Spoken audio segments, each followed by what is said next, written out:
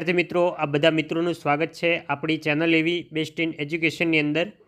વિદ્યાર્થી મિત્રો, આજના વિડીયોની અંદર આજે આપણે ધોરણ 6 વિષય ગુજરાતી, જે આપણો પલાસ વિષય છે, નવું પાઠ્યપુસ્તક છે, એની અંદર જે મિત્રો પ્રકરણ નંબર 4 જે છે દ્રષ્ટિ પારની સૃષ્ટિ, એ ચેપ્ટરનું આજે આપણે સંપૂર્ણ સ્વાધ્યાયનું સોલ્યુશન આ વિડીયોની અંદર પૂરેપૂરું જોવાના છીએ.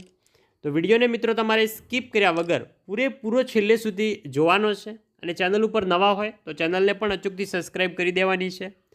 તો ચલો મિત્રો, વધુ ટાઈમ વેસ્ટ ન કરતાં આપણે વિડીયોની શરૂઆત કરીએ. અને ધોરણ 6ના તમામ વિષયના સ્વાધ્યાય સ્વાધ્યાયપોથી તમામ મટીરિયલ તમને અમારી ચેનલ થકી મળ્યું રહેવાનું છે. તો સૌપ્રથમ સ્વાધ્યાયની અંદર છે વાતચીત. તો વાતચીત એટલે કે આપણા એવા પ્રશ્નો હોય છે કે જે પ્રશ્નના આન્સર આપણે આપણા અનુભવ પરથી અથવા આપણી વિચારશક્તિ પરથી આપવાના હોય છે. પહેલો છે કે તમને વાર્તામાં ક્યાં નવાઈ લાગી અને શાની નવાઈ લાગી, એ તમારે તમારા આધારે કહેવાનું છે. પહેલાં સંપૂર્ણ ચેપ્ટર તમારે વાંચવાનું છે. તમારા શિક્ષકે પણ તમને સારી રીતે ચલાવેલું હશે, તો એ ઉપરથી તમારે આ પ્રશ્નના જવાબો આપવાના રહેશે. આ મિત્રો ક્યાંયથી તમારે કોપી પેસ્ટ કરવાનું નથી. પોતાનું જે કંઈ પણ યાદ હોય એ તમારે અહીંયા લખવાનો ટ્રાય કરવાનો છે વિચારીને.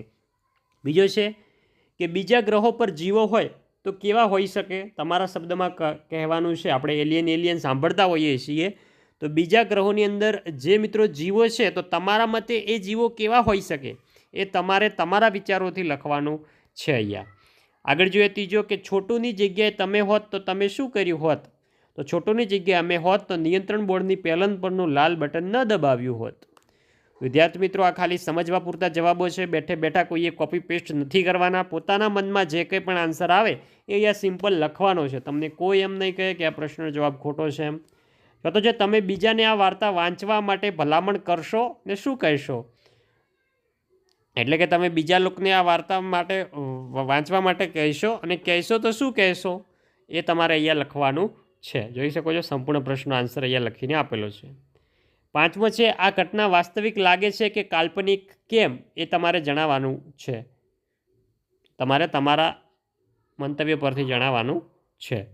આગળ જે છઠ્ઠો કે કોઈ વાહન ધરતી પર ચાલતું ન હોય તો આકાશમાં ઉડતું હોય કે ન પાણીમાં તરતું હોય તેવું વાહન હોય, વિચારો. તો એ પણ તમારે જણાવવાનું છે.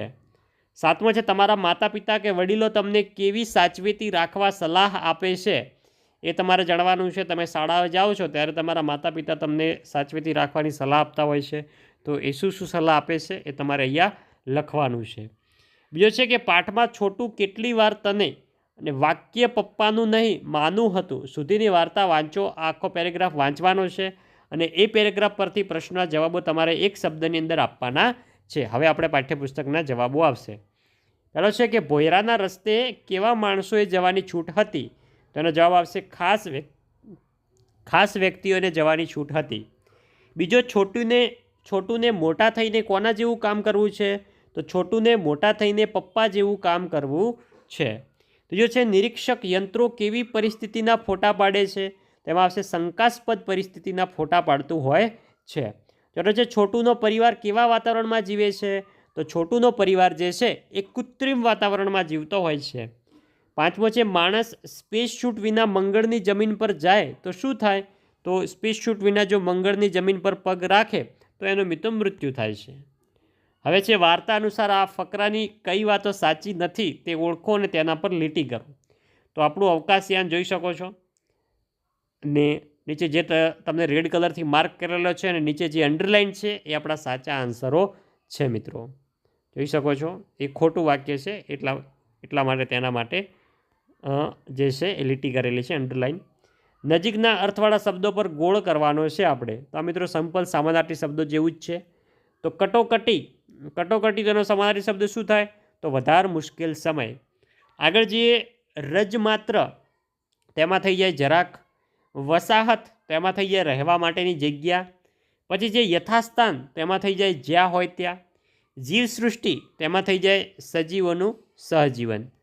છઠ્ઠો જે વાહરે આપવું તો મદદ કરવી, આ રૂઢિપ્રયોગમાં પણ પૂછાઈ શકે છે.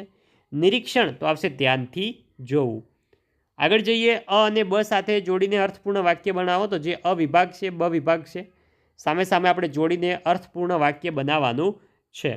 તેમાં છે કે જેણે સ્પેસ સૂટ પહેર્યો હોય તેમાં આવશે એફ, તે ચંદ્ર પર અવકાશમાં જઈ શકે. બીજો અવકાશ યાન પર કાબુ, તેમાં આવશે બી, નિયંત્રણ કણની મદદથી રખાય. ત્રીજો, કાર્યક્રમ પૂરો થતાં બધી સામગ્રી, તો આવશે ડી, યથાસ્થાને મૂકવામાં આવશે. ચોથો, વસાહતનો રજ માત્ર પુરાવો, તો આવશે જી, નુકસાનકારક સાબિત થઈ શકે. પાંચમો, જોખમી કારખાનાઓમાં ઠેર ઠેર, તો આવશે સી, ભયસૂચક ઘંટડી મૂકેલી હોય છે.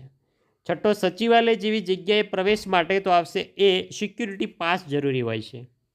સાતમો, પાયલટ બનવા માટે, તો આવશે ઈ, વિમાનના તંત્રજ્ઞ થવું જરૂરી છે, એટલે કે પાયલટ બનવું જરૂરી છે, એટલે વિમાનની આપણને માહિતી હોવી જોઈએ. ઉદાહરણ મુજબ શબ્દ બનાવો. ઉતરાણ તો થશે ઉતરવું, લખાણ તો લખવું, ચડવું તો એને મિત્રો થઈ જાય ચડાણ, વહેતું તો થઈ જાય વહેણ, દબાણ તો થઈ જશે દબાવવું, ખેડવું તો એનો મિત્રો થઈ જાય ખેડાણ. આગળ જોઈએ લંબાવવું તો થઈ જાય લંબાણ, ધોવાવું તો થઈ જાય ધોવાણ. હવે છે નજીકના અર્થ ધરાવતા વિકલ્પ સામે ખરાની નિશાની કરવાની છે. સિમ્પલ વિકલ્પો જ છે આપણા, કે સામાન્ય માણસોને ભોયરાના રસ્તે જવાની મનાઈ હતી કારણ કે તે રસ્તો જ્યાં ખુલતો ત્યાં, તેમાં આવશે રહેવા સ્પેસ શૂટની જરૂર પડતી. બીજો છે કે નિરીક્ષક યંત્રે ગણવેશધારી સુરક્ષા કર્મચારીઓને શંકાસ્પદ પરિસ્થિતિની સૂચના આપી કારણ કે, તેમાં આવશે બી, કે નાનો છોકરો ત્યાં હતો. આગળ છે મંગળની જમીન પર જનારે સ્પેસ શૂટ પહેરવો પડે કારણ કે, તેમાં આવશે બી, કે ત્યાંના વાતાવરણમાં પૂરતો પ્રાણવાયુ નથી. હવે છે આઠમો પ્રશ્નના જવાબ લખો. એમાં પહેલો, કે છોટુ માટે ભોયરામાં જવાનો શા માટે પ્રતિબંધ હતો? તો કારણ કે સામાન્ય માણસો માટે ભોયરાના રસ્તે જવાની મનાઈ હતી. કેટલીક નક્કી કરેલી વ્યક્તિઓને બાદ કરતાં બાકીનાઓ માટે ત્યાં જવાની બંધી હતી. ત્યાં જવા માટે ખાસ પ્રકારના સ્પેસ શૂટ અને બૂટ પહેરવા પડે. ત્યાં જવા માટે ખાસ તાલીમ લેવી પડે. ત્યાં અત્યંત ઠંડી પણ હોય છે. વળી છોટુ તો બાળક હતો. આમ આ કારણોસર છોટુ માટે ભોયરામાં જવાનો સખ્ત પ્રતિબંધ હતો. બીજો છે કે મંગળના ભોયરામાંથી સપાટી પર જનારે કઈ કઈ તૈયારી કરવી પડે? તો એ પ્રશ્નનો પણ અહીંયા સંપૂર્ણ વિગતવાર તમને જવાબ વર્ણવેલો છે. જે તમારે વિડીયો સ્ટોપ કરીને સંપૂર્ણ પ્રશ્નનો આન્સર જે છે એકવાર વાંચી લેવાનો છે, પછી લખવાનો છે. ત્રીજો છે કે મંગળ પરના લોકોનું જીવન જમીનની નીચે સરળતાથી કેમ ચાલે છે? તો એ તમારે અહીંયા લખવાનું છે. જોઈ શકો છો સંપૂર્ણ પ્રશ્ન આન્સર લખેલો છે, અને આ પ્રશ્નો જે છે એ મિત્રો પરીક્ષામાં પૂછાય એવા પ્રશ્નો છે.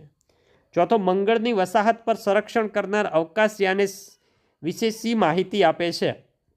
તો એ પ્રશ્નોનો પણ અહીંયા તમને સંપૂર્ણ જવાબ મિત્રો જે છે જોઈ શકો છો વર્ણવેલો છે.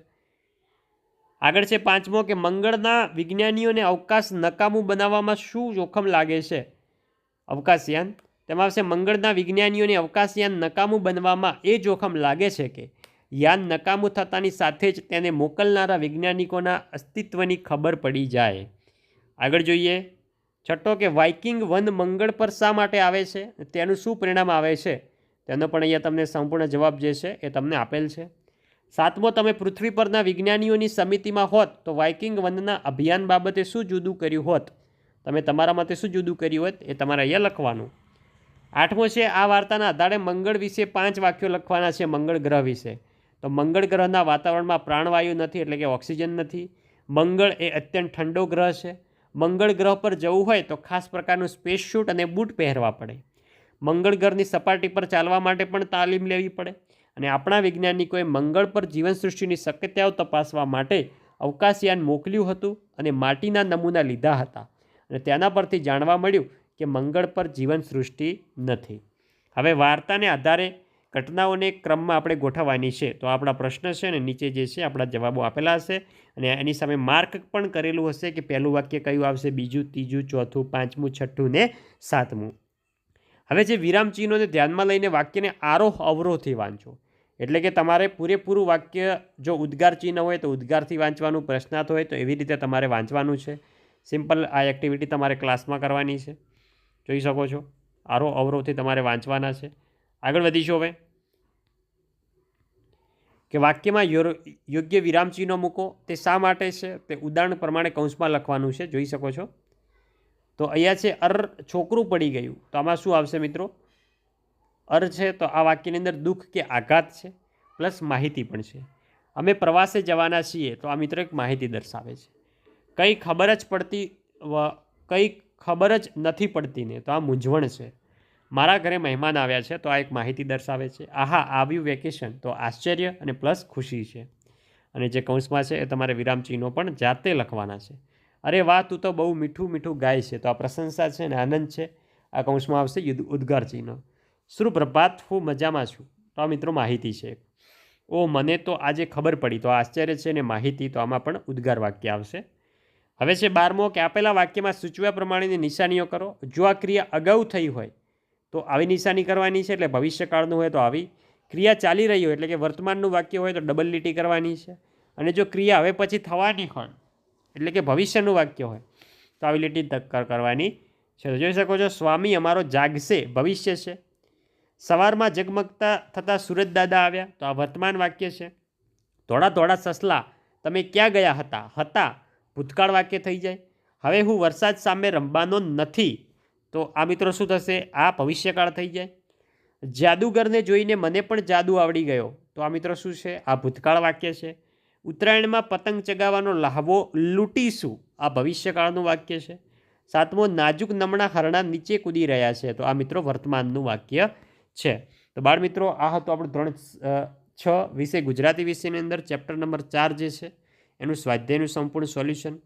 મિત્રો, વિડીયો સારો લાગ્યો હોય વિડીયોને અચૂકથી લાઇક કરજો. ચેનલ ઉપર નવા હોય, ચેનલને હજુ સુધી સબસ્ક્રાઈબ ના કરી હોય તો અચૂકથી સબસ્ક્રાઈબ કરજો. મળીશું આવનાર વિડીયો સાથે. ત્યાં સુધી આવજો. ભારત માતા કી જય.